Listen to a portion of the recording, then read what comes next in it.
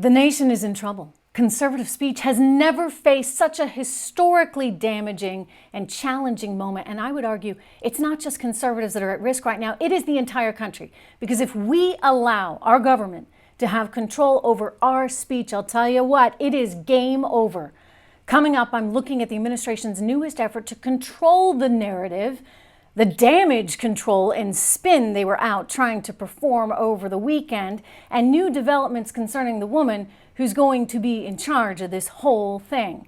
Plus, wow, Boris Johnson went to Ukraine, Angelina Jolie went to Ukraine, Anthony Blinken went, the Secretary of Defense, Lloyd Austin, went, and now we have learned that even Nancy Pelosi visited Ukraine over the weekend. So why the heck won't President Joe Biden go to Ukraine? We're going to discuss. We're on it. And oh my goodness, these inflation numbers. Food prices are soaring. The farmer price index is up 31% compared to this time last year.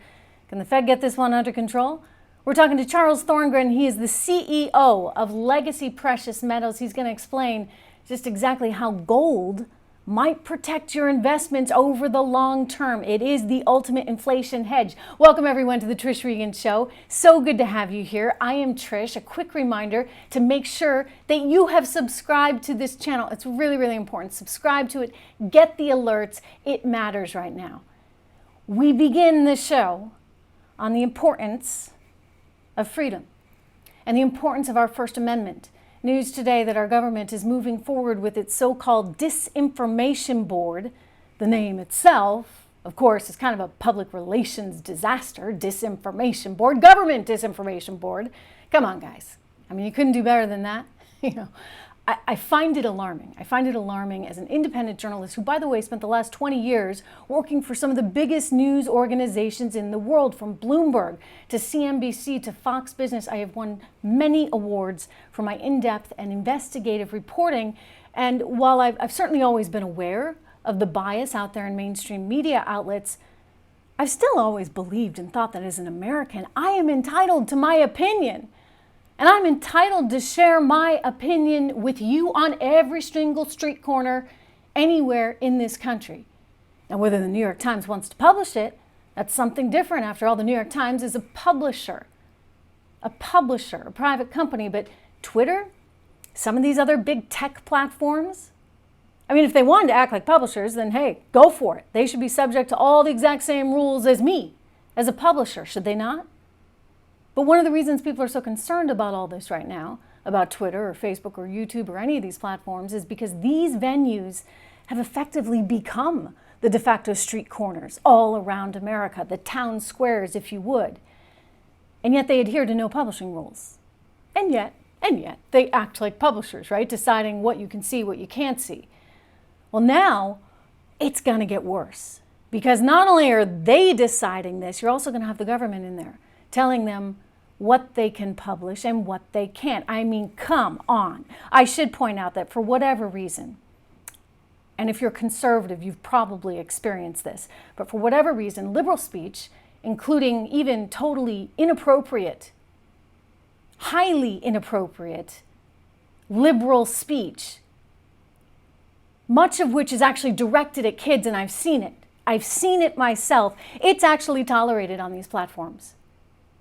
You know, you ought to see the junk that's out there. It's disturbing what they're targeting at America's youth, and yet that's allowed. There has been some terrific reporting, by the way, in the Wall Street Journal on this, and I encourage you to look at that. But I've seen this junk myself, and it's bad, and it's inappropriate, and it's completely insensitive. And yet, the minute I start talking about inflation or the increasing yield on the 10-year Treasury note, guess what? Big tech, in this case YouTube, tells me my content is, quote, sensitive. It's sensitive material. And when I go back to them and I explain, you know what, it's really not sensitive, because there's a difference, shall we say, between discussing Federal Reserve policy and actually sensitive material per their own definition, right? They say, well, actually it's misleading. It's misleading content. You see, that's pathetic. That's pathetic. And I will continue telling you the truth about this economy and inflation, no matter what big tech wants me to say. I suppose they're concerned, right? Because this is going to reflect badly on the administration, given that we have so much inflation in this economy.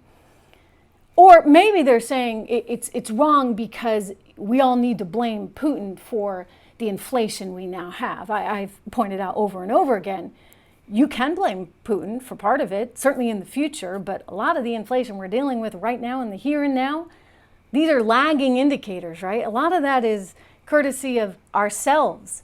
We've brought a lot of this on ourselves by printing so much money and giving out so many COVID stimulus checks. I mean, come on, guys, you can only print so much before it catches up with you. But we've got plenty of other problems, believe me, on the inflation front as well, and that's going to be hitting us all. Anyway, the Secretary of Homeland Security, he wants to see to take this censorship a whole lot further than anything you're seeing with big tech. He wants to probably censor big tech. He wants to create a government board to decide what information is okay, what isn't okay, and they want this information governance board, disinformation, to be able to combat any speech that they don't think is right. Now, obviously, people are upset, and so Alejandro Mayorkas, head of DHS, took to the airwaves over the weekend to do a little damage control. He's now promising that his newly formed disinformation board will be absolutely neutral. Yeah, I'll believe that one when I see it. I mean, how can it possibly be neutral when in fact they've admitted it's targeting Hispanics whom the administration believes are at risk for campaign disinformation? Apparently it's just disinformation that's coming from China or Russia or any of those places. I mean, how can this be neutral when he's appointed a woman who actually pushed a whole bunch of untrue narratives because at the time it's what the administration wanted you to think? I mean, Homeland Security Secretary Alejandro Mayorkas said, quote, "There's no question he could have more effectively communicated the purposes of his newly created disinformation board." This is after critics framed it as a crackdown on free speech.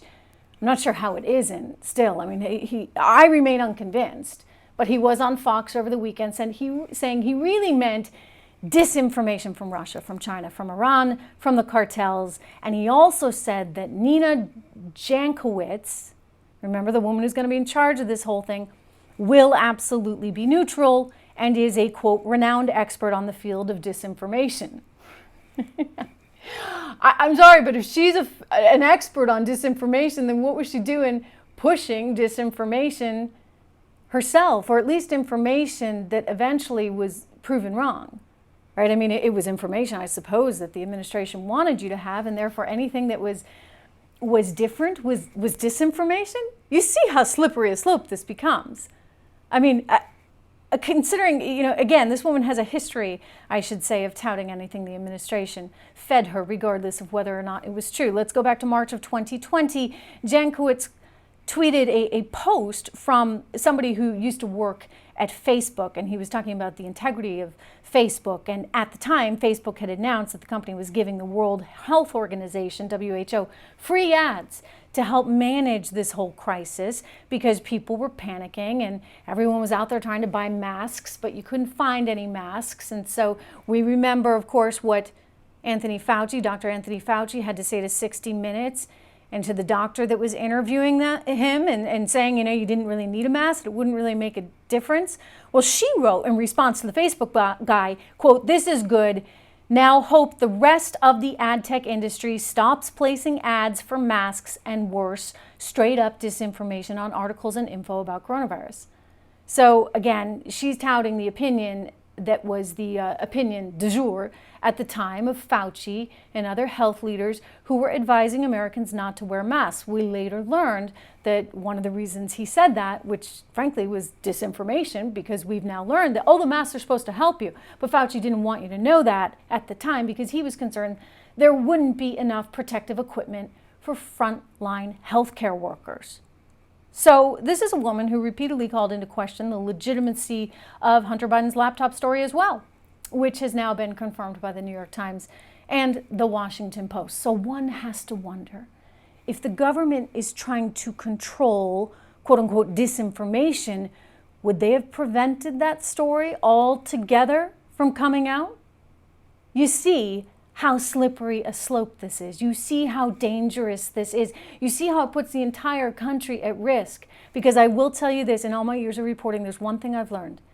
The countries that trust the system the most are the most transparent countries.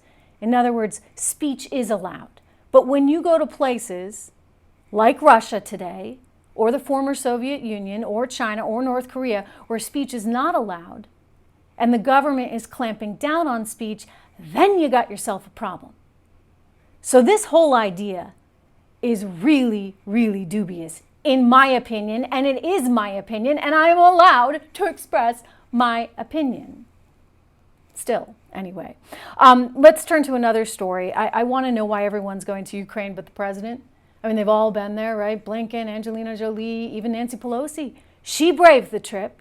Let me share with you, per the AP, Pelosi, who is second in line to the presidency after the vice president, just became the most senior American lawmaker to visit Ukraine since Russia's war began more than 2 months ago. Pelosi and the half-dozen U.S. lawmakers with her met with Ukrainian President Volodymyr Zelensky and his top aides for 3 hours on Saturday to show and voice their support. Well, good for her. You know what? I rarely say this, about Nancy Pelosi because I generally am not a tremendous fan, but good for her for going. That took courage, and I'm sure, especially at her age, and I say age with, no age bias here, but it is just a reality, right? Because as you get older, it gets harder. So at her age, she went over there. She risked her life. She went there and did that. And they were able to protect her, as they were Blinken, as they were Austin. So what about the president? What about the vice president? Why aren't we sending anybody that's higher up like that? I think at some point he's going to have to go, and I just wonder why that's being put off. I don't know the answer to that. I mean, there's speculation, of course, about how he's doing given his own age, but there's probably also some concerns, some security concerns that may be quite real. So I just throw that out there and think about this. Nancy Pelosi went, but the president still has not gone. All right, turning to inflation. The Fed is meeting this week, and I've got another inflation indicator to tell you about. Food prices are soaring. The Farmer Price Index up 31% compared to March 2021. Wow. I mean, that's a heck of an increase over the last year. This is according to the Department of Agriculture, which reported that its index of prices received by U.S. farmers increased 6.3% from February and 31% from March 2021. So you can see we've got a bit of an issue, shall we say. The index tracks prices paid by initial buyers from U.S. farms. It's the first step of the food production chain in the U.S., so not good. Amid all this inflation, people are asking what's next for the stock market. We've seen a lot of volatility in recent days, and heading into the Fed's big meeting, where it looks like they're going to raise rates by a pretty significant amount, people are wondering, can the markets hold up? Are we heading for recession? To help answer some of those questions, I'm so glad to have back on the program today Charles Thorngren, the CEO of Legacy Precious Metals. Charles, good to see you. It's great to be here. Thanks, Trish. Well, it's a big week, and people are expecting that they're going to hike rates by 50 basis points. What's your sense of what's going on? Oh, they absolutely have to. Yeah. You look at what's going on, and the Fed is so far behind on dealing with this inflation that these are the steps they have to take. If they had the courage, they'd go up a full basis point. Wow. But they won't. Well, yeah, they're trying to do it in stages, right? A little bit here, a little bit there. If they had the courage, perhaps, Charles, they would have done this ages ago, would they not? Huh? A decade ago, yeah. A decade ago would have been good.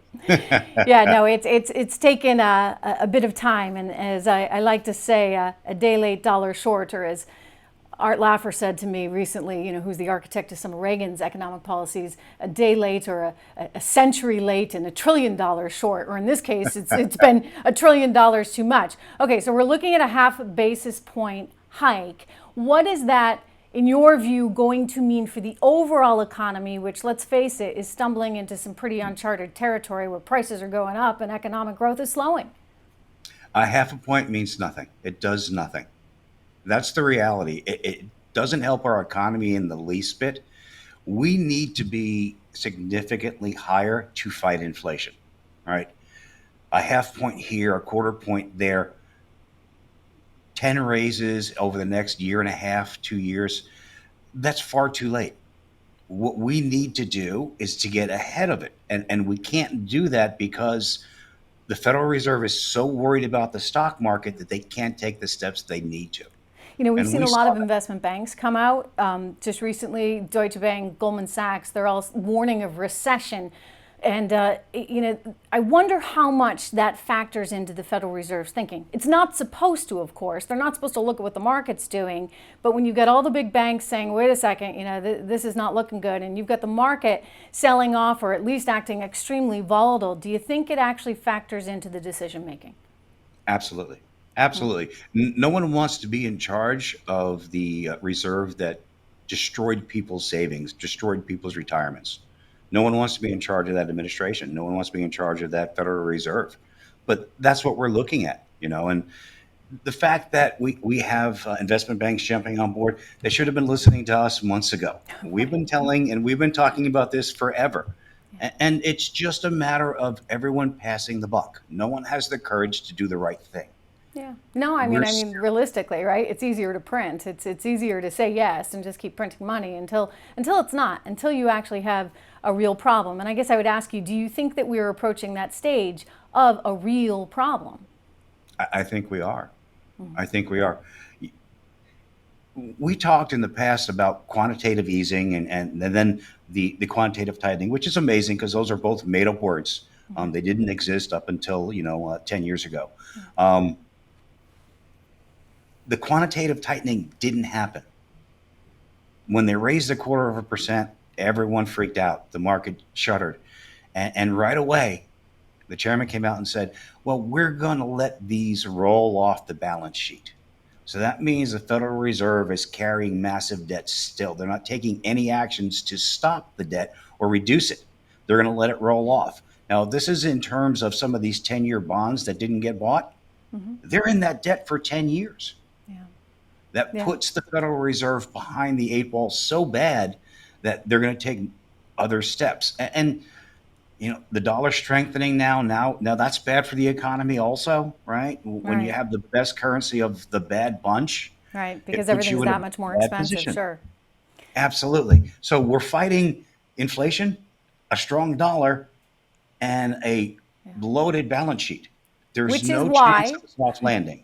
Which is why, I mean, you and I are on the same page on this, because I think that investors need to diversify. They need to actually plan ahead, and your company specializes in this, so obviously you're a big advocate of this. But what is it that people can do in terms of investing in gold, getting a gold-backed IRA to hopefully even out this inflation? Because the reality is, I think we're going to be living with this for a while. I'd like to think they can pull it back, but I don't see it happening. I mean, every indication out there is that inflation is going to continue being an issue. It absolutely is. We're taking baby steps for a monster problem, and that's just not going to work. There is zero chance of a soft landing, right? So recession's coming. You diversify in metals. You diversify in tangible assets. That's really what you need to do. Give us a call. I mean, you're probably looking at your best prices for metals for the next 6 to 7 years right now. Yeah, I mean, I'm looking at it today anyway, and the other day it was a little bit higher, but it moves around a bit as the market does in general. But we're looking at roughly 1,800 and change, and there are calls for gold to be $2,500. I know you don't like to speculate on the actual price, but I think just what you're saying is that the overall trend is showing you gold isn't going down. Right? I mean, we're printing money. We're going to continue printing money. And even if we don't, we've got a lot of money that's out there already printed. We've got massive debt loads. The sort of overall fiscal health of the nation, I think, is in a precarious position, which means the value of the dollar theoretically then should be challenged over time. Absolutely. And listen, Russia and China have been challenging the dollar for quite some time now, and they're still challenging it. Yeah. Interestingly enough, Mexico is against the dollar being the reserve currency. Well, I mean, that's a whole other can of worms. I would say in this environment, look, I would still prefer dollars over yuan. and certainly Right. over euros. So, but that's out there. That's something that's been talked about, and I think smart investors probably need to plan for over the next, who knows, generation, because it's out there and it's not going away. And I think a lot of countries have figured out that they don't like, right, having to be holden, so to speak, to that US dollar. Bringing us back to, I think, the importance of precious metals, gold and silver. I know that you can get a gold-backed IRA there at legacypminvestments.com, and I encourage people to go and check it out because you've got a great guide. I've looked at it myself that they can download to help people navigate this space. But whether it's a gold-backed IRA, buying the actual gold or silver themselves, what do you suggest people really do? I suppose it depends on your appetite for whether you want it in your basement or whether you want that gold-backed IRA. Absolutely. And part of it too is it depends where your wealth is at. If it's all in your IRA, that makes the most sense. We do have a lot of people that will move portions of their IRA and then also get some for their home because they have cash in a savings account, which we know is not doing anything right now. So it really depends on your situation, but give us a call and we'll work out all the details and show you the options. That's the great thing. Well, I should point out that one of our listeners, one of our viewers, called you guys the other day and had a wonderful conversation with one of your representatives. And I've said, they've heard me over and over on the show, call these guys because they're good friends of mine. They'll take really good care of you. And I know you guys do take care of all your investors. I think it's sometimes a little bit overwhelming for people and it's a little bit complex, but just having a portion of your portfolio that is backed in hard assets like that, like gold, I think is an important thing to do. Anyway, any other advice you can give us as we head now into the Federal Reserve's meeting, the expectation for a hike of 50 basis points. So interest rates keep going up, yet prices keep going up. It's this really weird, return to the 1970s, it feels like, Charles. Your thoughts? And it's worse than that. We have interest rates going up, prices going up. We also have the economy slowing down. Yeah. This is the worst of all the situations. So I would say be prepared to see drastic reductions in your equities markets and even some of your bond markets. You're going to have a scenario now where people don't step out because they're going to wait. They're going to chase returns. And who wants to lock up a 10-year note when you're losing premium on it to try to get out of it and get into something better? It doesn't make sense. Be prepared. Massive downside in your view to come, both in the stock market and in the bond market.